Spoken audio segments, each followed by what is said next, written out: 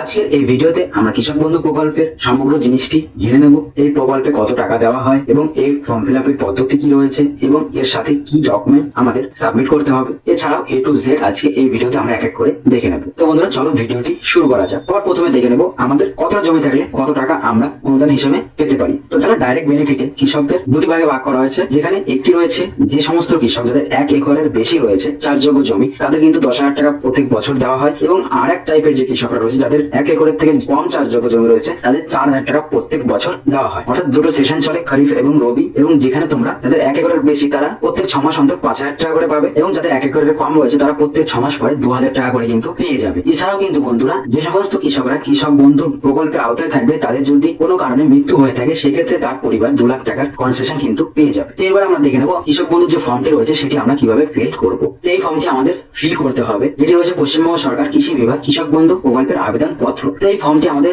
হাতে লিখে ফিল করতে হবে। তো আমরা দেখে নেবো এবার কিভাবে আমরা এই ফর্মটি ফিল করব। তো আমরা এর জন্য একটি ডেমো ফর্ম ফিল করে রেখেছি, সেটি দেখে বোঝার চেষ্টা করব যে কিভাবে আমরা এই ফর্মটি ফিল করব। তো প্রথমে 1 নম্বর যেটি রয়েছে কৃষকের নাম আমাদের কিন্তু বাংলায় লিখতে হবে, যেটি আমাদের রেকর্ড বা পর্চাতে রয়েছে সেই নামটি আমাদের বাংলায় এখানে লিখে দিতে হবে। এক্সাম্পল হিসেবে কিন্তু লিখে দিয়েছি। এরপর 3 নম্বর রয়েছে জন্ম তারিখ। তো এখানে আমরা জন্ম তারিখটি লিখেছি, এবং 4 নম্বরে রয়েছে লিঙ্গ অর্থাৎ জেন্ডার। তো পুরুষ মহিলা অন্যান্য যার যে জেন্ডার হবে সেটি এখানে দিতে হবে। এরপর রয়েছে 5 নম্বর যেখানে রয়েছে কৃষকের ধরন। তো সেই কৃষক যদি নিজেই মালিক হয়ে থাকে তো এটিতে ঠিক করতে হবে, এবং যদি নথিভুক্ত ভাগচাষী হয়ে থাকে তো এটিতে আমাদের টিক করতে হবে। এরপরে 6 নম্বর রয়েছে মোবাইল নাম্বার। তো কৃষকের মোবাইল নাম্বারটি এখানে বুক করতে হবে। এরপরে 7 নম্বর রয়েছে KCC আছে কিনা, অর্থাৎ কিষাণ ক্রেডিট কার্ড। যদি থাকে তাহলে ইউজ করবে, না থাকলে না করতে হবে। এটিতে কিন্তু কোনো প্রবলেম নেই। এরপরে বলা হচ্ছে যদি তোমাদের KCC থাকে তাহলে এখানে কিন্তু অ্যাকাউন্ট নাম্বারটি তোমাদের দিয়ে দিতে হবে। এরপরে দেখো বলা হচ্ছে 8 নম্বর কৃষি জমির তথ্য।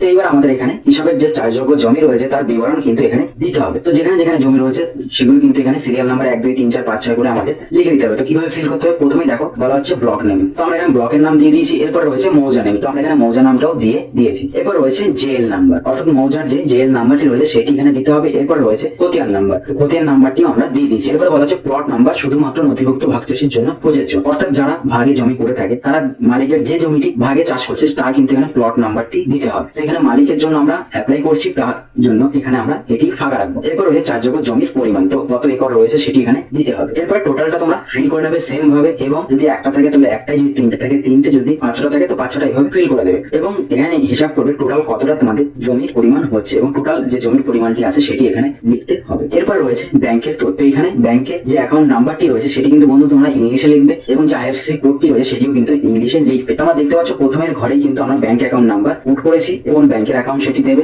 এরপর রয়েছে ব্রাঞ্চের নাম। এই টোটাল জিনিসটি তোমরা তোমাদের যে ব্যাংক পাসবুক রয়েছে সেখানে কিন্তু পেয়ে যাবে। এরপর রয়েছে অ্যাকাউন্টের ধরন। তো সেভিংস, কারেন্ট, যার যে ধরনের অ্যাকাউন্ট আছে সেটিতে কিন্তু ঠিক করে দেবে। এরপর ডেট দিয়ে দেবে এবং এখানে সাইনটি করে দেবে। এরপর নিচে যেটা রয়েছে এটি কিন্তু আমাদের ফিল করতে হবে না, এটি কিন্তু সম্পূর্ণ আমাদের যে কৃষি দপ্তর আছে সেখান থেকে কিন্তু ফিল করা হবে। তো এটি গেল ফর্মের প্রথম পেজটি। এবার চলে যাবো আমরা দ্বিতীয় পেজে। তো দ্বিতীয় পেজে বলা হচ্ছে আবেদন পত্রের সাথে স্বস্বাক্ষরিত টিপসই সহ নিম্নলিখিত নথিপত্রের জেরক্স ফটোকপি জমা করা আবশ্যক। তো প্রথমে রয়েছে ভোটার কার্ড, তারপর রয়েছে সাম্প্রতিক পর্চা, এবং তারপর রয়েছে ব্যাংক পাসবইয়ের প্রথম পাতার জেরক্স, এবং তারপর রয়েছে KCC। তো KCC থাকলে দেবে, না থাকলে দেওয়ার দরকার নেই। তো ভোটার কার্ড আর ব্যাংক পাসবই দিয়ে দেবে, এবং সাথে দেবে যে রেকর্ড। তোমার যদি রেকর্ডটি পুরনো থাকে সেক্ষেত্রে তোমরা এখনকার যে সার্চিংটি রয়েছে সেই সার্চিংটি তুলেও তার সাথে প্রিন্ট আউট করে কিন্তু জমা করতে পারো। তো বন্ধুরা এই অবধি যেটুকু চলে আসলো সেটাও কিন্তু আমাদের রয়েছে যে কিভাবে ফর্মটি ফিল করতে হবে এবং কি কি ডকুমেন্ট এর সাথে দিতে হবে। এরপর আমরা স্ক্রল করবো, নিচে চলে আসবো। তো এখানে আরেকটু ফিল করতে হবে, যেটি নমিনি যাকে করবে তার ডিটেলসটি কিন্তু এখানে দিতে হবে। তো প্রথমে রয়েছে নমিনির নাম। তো যাকে নমিনি করবে তার নামটি লিখবে, এবং আবেদনকারীর সাথে নমিনির যে সম্পর্কটা রয়েছে সেটি দিতে হবে। এরপর বলা হচ্ছে নমিনির পিতা অথবা স্বামীর নাম। এরপর তার নমিনির বয়স, এবং নমিনি যদি মাইনর হয় সেক্ষেত্রে নমিনির অভিভাবকের নাম কিন্তু এখানে দিতে হবে, এবং তারপরে কিন্তু অ্যাপ্লিকেন্টের একটি সই এখানে করতে হবে, এবং এখানে একটি ডেট কিন্তু দিতে হবে। তো এইভাবে কিন্তু আমরা পুরো ফর্মটি ফিল করে নেব। ফিল করে নেওয়ার সাথে সাথে আমাদের যে ডকুমেন্ট গুলো বলা হয়েছে সেই ডকুমেন্টের একটি জেরক্স কপি কিন্তু এর সাথে আমাদের প্রিন্ট আউট করতে হবে। তো বন্ধুরা এই ফর্মটি এইভাবে পুরোটা ফিল করার পরে আমাদের যেহেতু কোনো অনলাইন প্রসেস নেই কৃষক বন্ধু প্রকল্পের ফর্ম সাবমিট করার জন্য, সেহেতু এই ফর্মটি আমাদের ফিজিক্যালি গিয়ে কৃষি দপ্তরে জমা করে আসতে হবে, অর্থাৎ বিডিও অফিসে। এবং বিডিও অফিসে জমা করে আসার পরে আমরা আবার এই ওয়েবসাইটে চলে আসবো, অর্থাৎ 10-15 দিন পরে তোমরা এই নথিভুক্ত কৃষকের তথ্য এই ওয়েবসাইটে আবার চলে আসবে, যেটি লিঙ্ক আমরা আমাদের ডেসক্রিপশন বক্সেও দিয়ে দেবো। এখানে আসার পরে দিয়ে তোমরা ক্লিক করে নেবে, এবং ক্লিক করে নেওয়ার পরে তোমরা তোমাদের যে ভোটার আইডি কার্ডটি আছে তার নাম্বারটি এখানে দেবে, এবং I am not a robot এটিতে ক্লিক করবে, এবং এখানে সার্চ করে কিন্তু তোমাদের যে ডেটাটি রয়েছে সেটি কিন্তু দেখতে পাবে। যদি কিনা দেখতে পাও তাহলে কিন্তু তোমাদের ফর্মটি ভাববে সাবমিট করা হয়ে গেছে, আর যদি না দেখা যায় তাহলে ভাববে এখনো প্রসেসিং এ রয়েছে। তো এইভাবে কিন্তু বন্ধুরা আমরা আমাদের যে কৃষক বন্ধু প্রকল্প রয়েছে সেখানে কিন্তু আমরা অফলাইনে আবেদন করে নিতে পারি। আজকের ভিডিওটি বন্ধুরা এইটুকুই। ভিডিওটি ভালো লাগলে একটি করে লাইক করে দেবে এবং শেয়ার করে দেবে বন্ধুদের মাঝে।